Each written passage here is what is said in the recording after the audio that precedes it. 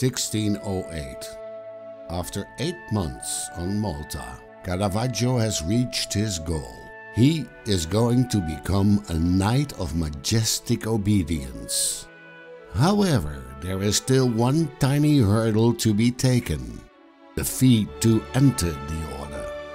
It is the Grandmaster himself that promises to let Caravaggio into the order, and instead of paying a fee, he is asked to embellish one of the most important rooms of the knight's own church, the oratorium of the Cathedral of St. John in the center of Valletta.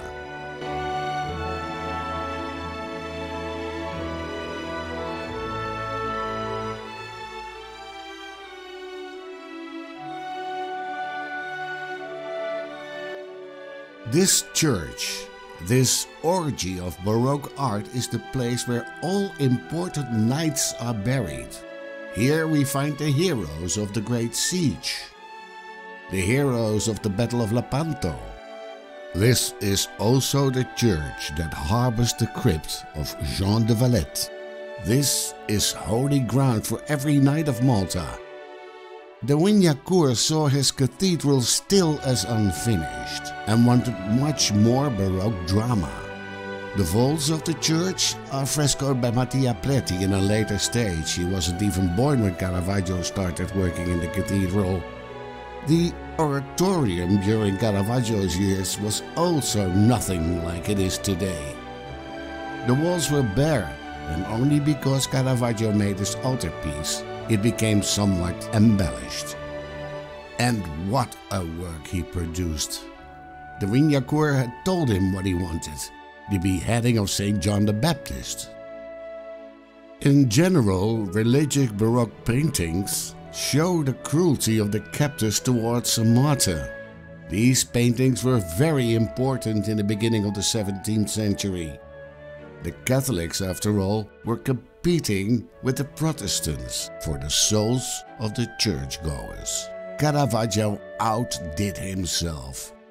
He produced the largest painting of his life. We see St. John lying on the ground. He is already beheaded, but his head is still attached to the body at some points. That is why the executioner is going to get his knife out to remove the last tendons that hold the head in place. Since, according to the Bible story, the head needs to be presented on a platter, a servant girl is placed left from the body. The jailer, recognizable by the keys on his belt, points towards the platter. The composition is very remarkable. All the action takes place on the left side of the painting. On the right side we only see an empty yard and 2 prisoners behind bars. They are looking at the action, and we can only imagine how afraid these 2 must have been.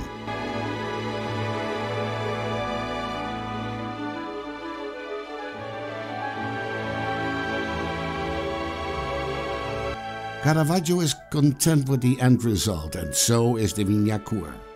In the oratorium itself, he is made a knight.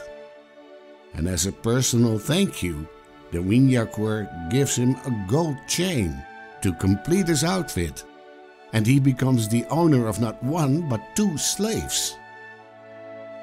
With his knighthood fulfilled, the gold chain on his neck and a sword on his belt, and 2 slaves that will only listen to him, their master, he can now finally call himself a very honorable knight.